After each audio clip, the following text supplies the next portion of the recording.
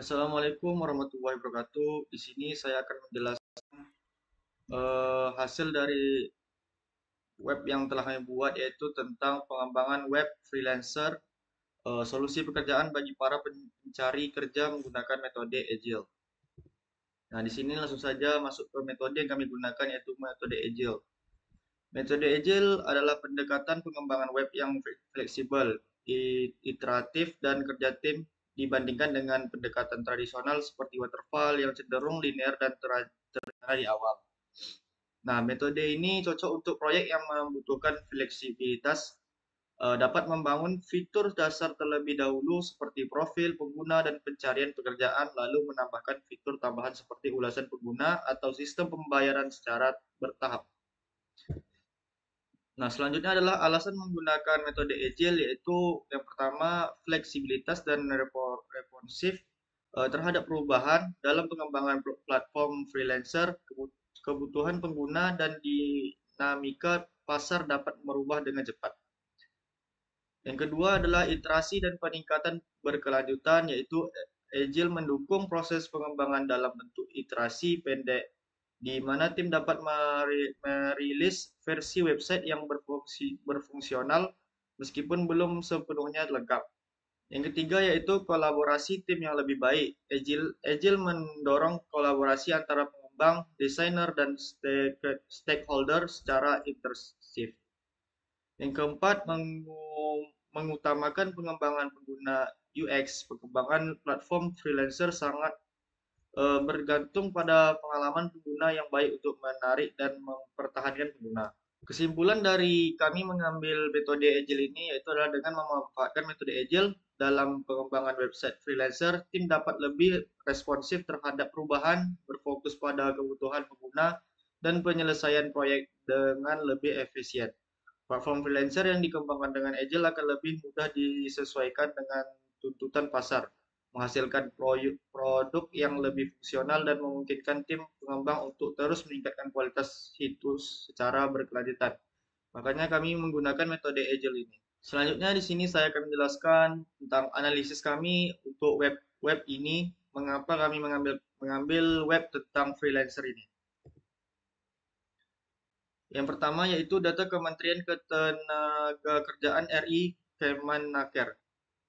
Pada periode 2021 sampai dengan 2023, jumlah angkatan kerja di Indonesia meningkat sebanyak 7,56 juta orang atau sekitar 5,39%.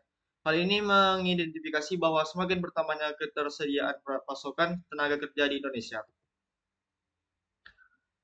Pengangguran terbuka meliputi penduduk yang tidak bekerja dan sedang mencari pekerjaan. Sesuai dengan definisi tersebut, jumlah pengangguran terbuka di Indonesia terus menurun dalam sebanyak 1,24 juta orang pada tahun 2021 sampai dengan 2023. Begitupun dengan tingkat pengangguran terbuka TPT turun sekitar 1,17% pada periode yang sama. Analisis masalah yang kami dapat di sini yaitu adalah sulitnya mencari pekerjaan, menemukan pekerjaan yang sesuai dengan keterampilan dan minat. Minimnya akses ke pasar kerja global bagi freelancer lokal. Kesulitan perusahaan menemukan pekerja yang berkualitas untuk kebutuhan spesifik. Selanjutnya, kurangnya sistem ulasan dan reputasi yang transparan untuk menilai kinerja freelancer dan perusahaan. Selanjutnya, tidak adanya fasilitas pembayaran yang aman dan terjamin secara global. Selanjutnya, kurangnya alat untuk memantau dan mengelola proyek secara efisien. Dan selanjutnya, rendahnya UMR suatu daerah atau negara sehingga menyebabkan ketidakseimbangan antara pekerjaan dan upah. Dan lain-lainnya. Selanjutnya adalah analisis kebutuhan. Sebelum tim memulai development, hal yang dilakukan adalah melakukan survei atau kuesioner kepada target pengguna, kemudian memilih hasil survei kuesioner yang akan ditambahkan atau dicarikan alternatif yang lain. Berdasarkan kondisi yang ada di Indonesia tadi dan analisis lainnya, pengembangan web ini diharapkan dapat memberikan solusi yang efektif bagi pekerja dan perusahaan dengan menyediakan fitur-fitur yang mendukung pencarian pekerjaan, manajemen proyek, serta mekanisme pembayaran yang aman dan transparan. Dengan demikian, diharapkan web ini tidak hanya akan meningkatkan kualitas hidup pekerja freelancer, tetapi juga membantu klien dan menemukan talenta yang tepat untuk membutuhkan mereka. Objektif kami di sini yaitu memberikan kesempatan bagi para pencari pekerjaan, baik pekerja lepas maupun pekerja tetap, untuk mendapatkan pekerjaan yang sesuai dengan minat dan bakat. Selanjutnya, memudahkan akses para pekerja untuk mencari pekerjaan di luar daerah secara real time. Selanjutnya, menyediakan fasilitas bagi perusahaan untuk menemukan pekerja berkualitas yang sesuai dengan kebutuhan spesifik. Selanjutnya, membangun sistem ulasan dan reputasi yang transparan. Dan selanjutnya, menghadirkan sistem pembayaran yang aman dan mudah digunakan secara global. Selanjutnya, menyediakan alat manajemen proyek yang terintegrasi dan lain-lainnya.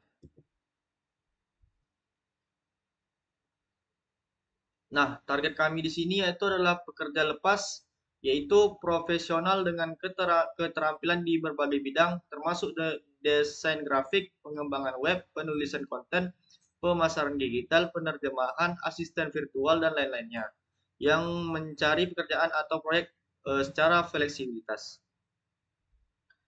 Yang kedua yaitu pekerja tetap, profesional dengan keterampilan di bidang tertentu, menerima pekerjaan dari orang lain, tanda tangan kontrak, dan mulai bekerja.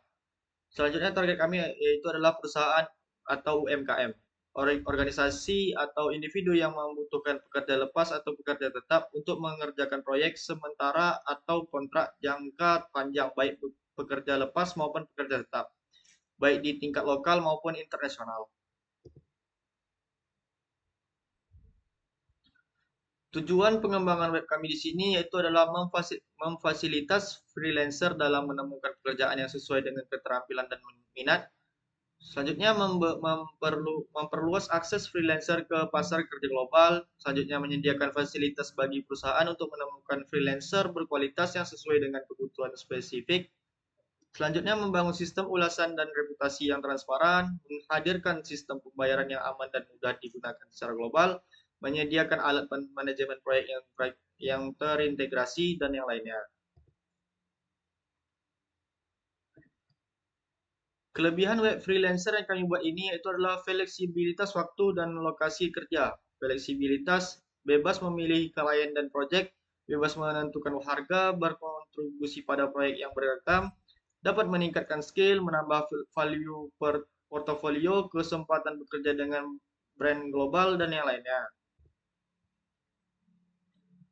Nah, di sini ada kekurangan web freelancer kami, yaitu merasa terisolasi, tidak stabil mendapatkan pendapatan, tidak memiliki job security, memiliki tanggung jawab administratif, tekanan waktu untuk selalu produktif, tidak mendapatkan benefit karyawan, terkadang perlu menggunakan peralatan sendiri.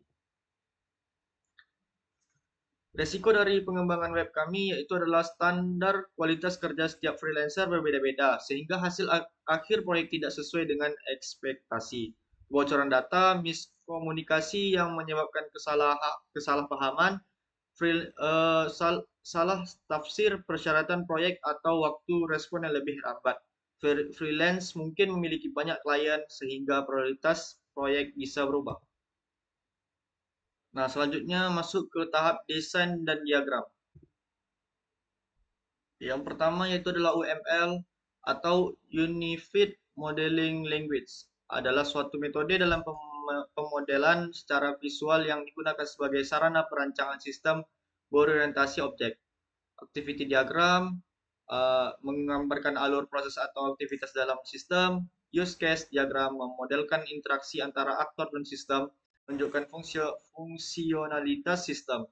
Kelas diagram menggambarkan struktur kelas, atribut, dan hubungan antar kelas. Sequence diagram menggambarkan interaksi antara objek dalam sistem berdasarkan urutan waktu. Pertama di sini ada aktivitas diagram. Di sini pada kolom pertama ada freelancer, sistem, klien, dan admin. Yang pertama, freelancer akan melakukan login dan melakukan verifikasi login pada sistem. Selanjutnya mengarah ke dashboard, lanjut mencari job yang ingin diambil, Mencari job di sini menampilkan daftar job.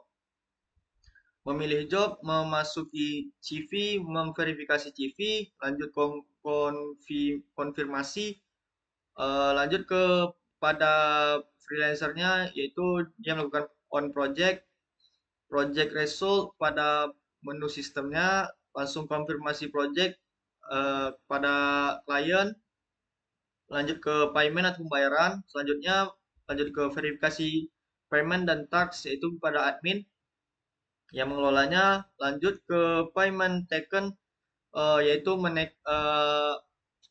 menaikkan pembayaran eh, dari admin ya ke freelancer. Selanjutnya rating and review itu untuk merating sebagus apa project yang diambilnya.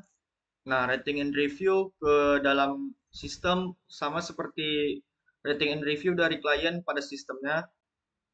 Selanjutnya rating diterima oleh kedua pengguna dan juga klien. Selanjutnya kembali ke sini.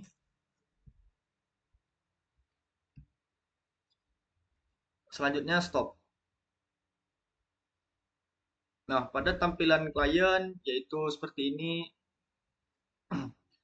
Nah, pada tampilan klien sama seperti pengguna, dia melakukan login, verifikasi login, mengarah ke dashboard dan mendaftar ke project, verifikasi data project di admin, lanjut project berhasil didaftarkan di sistem, pemeriksaan data para pelamar oleh klien, selanjutnya data lamaran pada sistem, terima lamaran pada klien. Selanjutnya, pada freelancer mengerjakan project, input hasil project. Selanjutnya pada klien review hasil project ini telah dibuat, pembayaran. Pembayaran selanjutnya masuk ke dalam admin yaitu verifikasi payment dan tax oleh admin. Terima payment oleh freelancer. Selanjutnya rating and review yang dilakukan oleh kedua klien dan freelancer. eh, pada data rating and review pada sistem ini. Selanjutnya diterima oleh kedua yaitu klien dan freelancer. Selanjutnya stop. Nah, pada kelas diagram ini merupakan relasi antar atribut yang paling utama di sini adalah antar admin, klien dan juga project tersebut. Seperti admin ini dan memiliki rating klien, project project project yang intinya antara admin, klien, dan project ini memiliki relasi yaitu seperti menerima, memilih, memberi, memiliki, verifikasi, dan yang lain-lainnya yang merupakan relasi antar atribut-atribut yang ada. Nah, selanjutnya masuk ke dalam use case yaitu adalah interaksi antara aktor ke dalam sistem. Seperti contoh yang pertama kita ambil freelancer, dia dapat melakukan login, mencari pekerjaan, melamar pekerjaan, lanjutnya project result, pembayaran, message, melaporkan masalah, lanjutnya pada admin yaitu mengelola pengguna, login, yang pertama login, lanjutnya mengelola pengguna, selanjutnya mencari menangani laporan, menghapus pekerjaan yang tidak valid, verifikasi pekerjaan, daftar pekerjaan, selanjutnya pada klien yaitu verifikasi pembayaran, termasuk login, selanjutnya melaporkan masalah, message, memberikan rating dan lain-lainnya yang berelasi eh, antara sistem yang dapat dilakukan oleh aktor. Nah, pada screen login di sini yaitu memiliki user, web, sistem, dan data user. Di sini kita sebagai user klik register, input informasi pendaftaran, web kepada web mengirim ke sistem yaitu adalah mengirim data. Selanjutnya data diterima oleh data user dan disimpan. Selanjutnya dicek data user tersebut kembali, lalu mendapatkan hasil kembali ke sistem. Selanjutnya Selanjutnya notif data berhasil ditambahkan, dan selanjutnya tampilkan halaman login. Lanjut ke selanjutnya notif data user sudah ada, kembali ke web. Selanjutnya tampilkan username atau email yang sudah terdaftar. Klik login, insert username, email, dan password kepada web. Cocokkan data, lanjut ke verifikasi dan kembali ke data user dan mengirim kembali ke sistem, yaitu adalah hasilnya. Selanjutnya login berhasil, menambahkan halaman user. Selanjutnya login gagal. Misalkan login gagal, dia akan menjadikan notifikasi login gagal. Selanjutnya di sini ada sequence add project, admin, client, web, system, data project yang ada pada atribut di sini. Yang kita gunakan adalah admin. Admin mengakses data ke data project.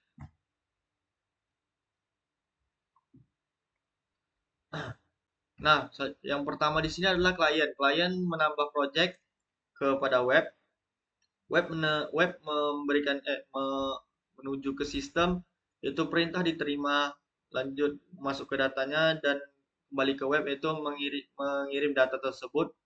Lanjut kepada klien lagi menampilkan post job pack. Selanjutnya pada klien melanjutkan input nama project, kategori, deskripsi, skill, net, dan attach.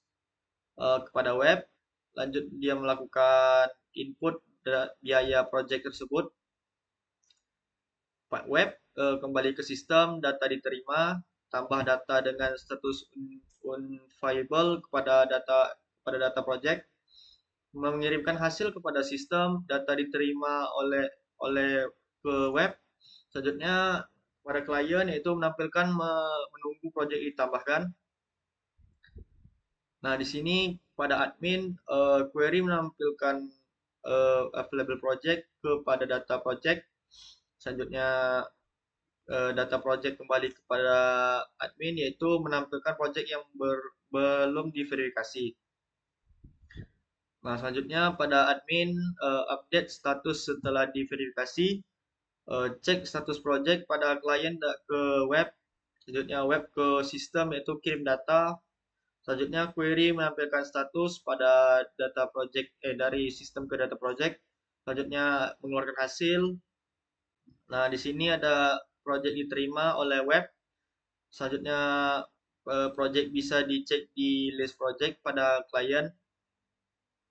Di sini juga ada project, misalkan project ditolak pada web akan ke klien, yaitu project berstatus reject atau dan disertai alasan.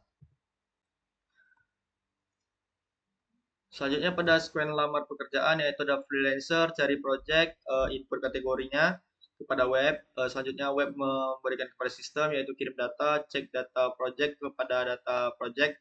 Selanjutnya hasil pengecekan dari data project ke sistem. Selanjutnya pada sistem kirim data ke web lagi. Selanjutnya ke freelancer lagi, yaitu menampilkan data project. Freelancer melanjutkan pilihan pekerjaannya, menerima data dan juga pada sistemnya dan pada data project, cek detail data project.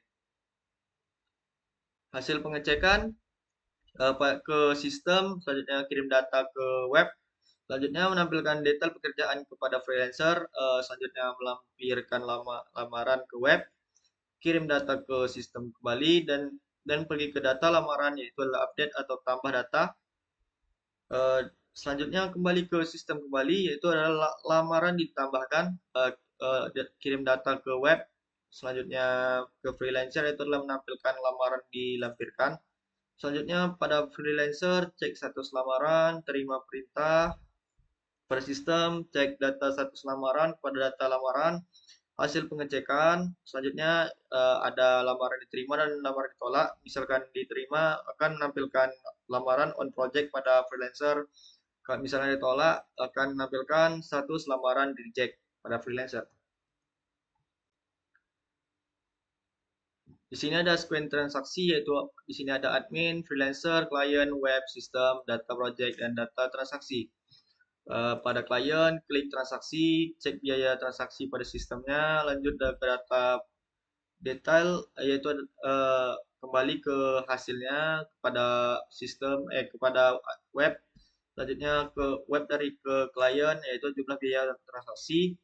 Input selanjutnya adalah input biaya transaksinya, cek jumlah biaya yang diinput, mengeluarkan hasil kembali, payment gagal, menampilkan halaman masuk nominal dengan benar. Jadi harus benar. Selanjutnya pada payment memenuhi syarat akan menghasilkan menunggu verifikasi admin. Selanjutnya di sini ada minta verifikasi admin, dia menunggu hasil admin verifikasi. Selanjutnya payment diverifikasi oleh admin, kembali ke sistem, sistem memberikan payment telah diverifikasi kepada web. Selanjutnya biaya dikirim ke freelancer kepada pada web. Di sini ada transaksi berhasil ketika payment telah diverifikasi kepada klien, dan jika biaya dikirim ke freelancer, notifikasi payment telah diterima. Selanjutnya adalah update atau tambah data transaksinya.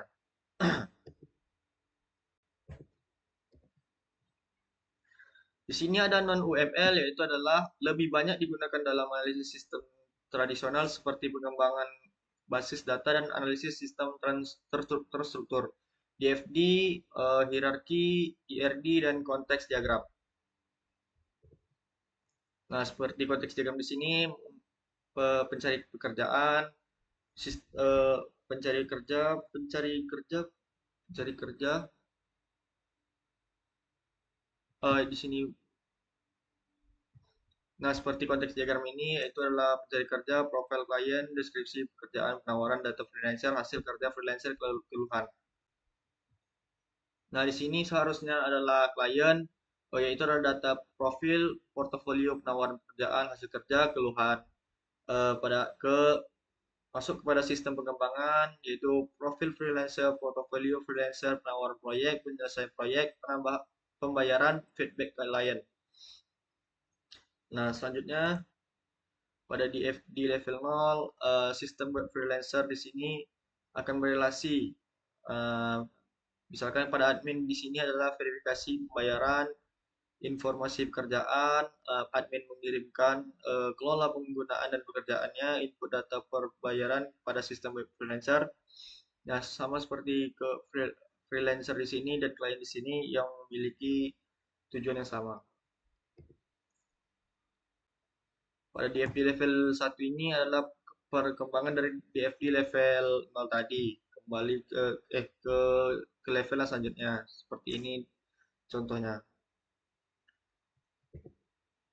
Pada hierarki, yaitu adalah hal-hal yang bisa digunakan oleh pengguna pada menu dashboard yang telah ditampilkan. Nah, di sini banyak hal yang bisa dilakukan oleh pengguna untuk mengecek segalanya pada tombol-tombol yang ada pada dashboard tersebut.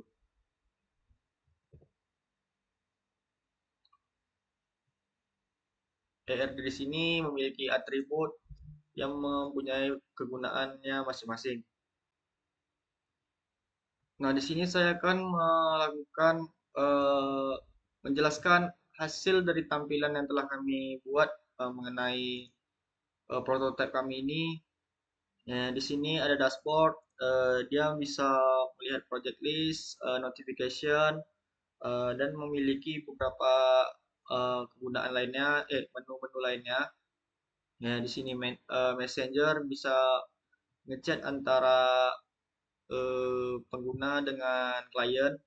Ada mail application, di sini ada banyak aplikasi history yang telah kita ambil. Nah, dari sini juga ada on project, masih dalam project atau in review, send, rework, done, atau selesai. Find job itu kita dapat menemukan job apa yang ingin kita gunakan. Dan di sini kita juga bisa memilih seperti apply, Nah, di sini kita bisa memilihnya langsung. Nah, di sini ada langsung kita masukkan, daftarkan submit project kita. Nah, selanjutnya adalah browser companies. Kita dapat mengakses lebih dengan menekan centang ini industri, company size, dan bisa kita search di mana lokasi kita. Selanjutnya adalah my public profile. Ini profile adalah profile kita. Kita bisa mengedit di sini untuk semua detail-detail kita atau detail-detail pribadi kita. Selanjutnya, selanjutnya ada setting. Di sini kita bisa menyeting nama, nomor telepon, email, dan eh, tanggal lahir kita dan juga gender sesuai dengan diri kita. Di sini ada login detail, notification. Masuk ke tahapan selanjutnya itu adalah implementasi. Nah, pada implementasi adalah tahapan relasi dari rencangan teknis dan logis ke dalam bentuk perangkat lunak yang berfungsi penuh. Proses ini melibatkan penulisan kode program, pengintegrasian komponen, penggunaan awal, hingga perangkat lunak siap untuk diuji secara lebih mendalam dan dirilis kepada pengguna. Implementasinya, teknologi yang digunakan yaitu adalah MySQL. Alasan kami menggunakan MySQL yaitu adalah kinerja tinggi MySQL dikenal akan performanya yang cepat dalam menampilkan query, terutama untuk aplikasi web dengan volume traffic tertinggi. Skabilitas MySQL dapat dengan mudah menangani database yang sangat besar dan mempunyai kemampuan untuk melakukan scaling baik secara horizontal maupun vertikal. Integrasi yang mudah, MySQL kompatibel dengan hampir semua aplikasi dan platform yang banyak digunakan termasuk PHP, Java, Python, Ruby, dan lain-lainnya. Nah, teknologi yang digunakan di sini adalah backend. Teknologi yang digunakan backend untuk backend, PHP, dan Laravel menjadi pilihan kami untuk pengembangan web karena keduanya menyediakan fondasi yang solid dan fleksibilitas yang tinggi untuk mengembangkan aplikasi skala menengah hingga besar. PHP sebagai bahasa scripting server side yang telah matang menawarkan kompatibilitas luas dengan server web dan mudah diintegrasikan dengan berbagai teknologi. Implementasi teknologi yang digunakan seperti front end. Untuk front end, bagian front end ini adalah desain yang akan ditampilkan atau berinteraksi dengan user. Teknologi yang akan digunakan adalah HTML dan CSS dan JavaScript. Testing. Fase testing pada metode ini, tim kami akan melakukan pengujian secara interaktif terhadap sistem yang telah dibuat untuk mencari tahu kekurangan atau anomali selama pengembangan web freelancer di tahap sebelumnya. Jenis testing yang dilakukan: pengujian fungsional testing, pengujian keamanan, pengujian performa, pengujian kegunaan, pengujian kompatibilitas, pengujian integrasi, pengujian regresi. Proses testing pengujian melibatkan beberapa langkah: persiapan kasus uji, menyusun skenario uji berdasarkan fungsionalitas dan spesifikasi yang telah diterapkan sebelumnya, jalankan pengujian dalam pengujian secara manual atau otomatis sesuai dengan jenis yang ditentukan, analisis hasil pengujian untuk mengidentifikasi dan mendokumentasikan masalah yang ditemukan, dan yang lainnya. Deployment. Pada deployment adalah proses pengiriman atau menerapkan aplikasi, website, atau sistem perangkat lunak dari lingkungan pengembangan ke lingkungan produksi yang biasa diakses oleh pengguna akhir. Deployment mencakup langkah-langkah teknis dan administratif untuk memastikan bahwa aplikasi berjalan dengan baik di lingkungan yang diinginkan. Metode deployment. Untuk metode pada deployment kami menggunakan metode Big Bang. Metode ini melibatkan peluncuran seluruh aplikasi atau sistem baru secara sekaligus ke lingkungan produksi. Semua fitur, perubahan, dan pembaruan diimplementasikan dalam satu waktu besar tanpa transisi terhadap alasan karena aplikasi tersebut merupakan aplikasi yang baru diluncurkan pertama kali. Proses deployment kami di sini adalah persiapan project, memastikan project siap untuk di deploy seperti optimalitas aset, gambar CSS dan juga JS di sini untuk performa terbaik. Pemilihan platform hosting yang digunakan adalah hosting dinamis yang cocok dengan backend, Node, JS, Python, PHP dan lain-lainnya seperti Heroku, AWS, Edge, AC2, AC3 atau like like Sail, Digital Ocean dan Render. Yang selanjutnya yang ketiga, konfigurasi web server atau virtual host. Konfigurasi web server misalnya naik atau Apache untuk menangani domain dan rute ke aplikasi. Retus uji ulang memeriksa apakah website berjalan seperti yang diharapkan di server. Selanjutnya monitoring dan maintenance menggunakan layanan seperti Google Analytics Sentry atau New Relic untuk melakukan metode monitoring.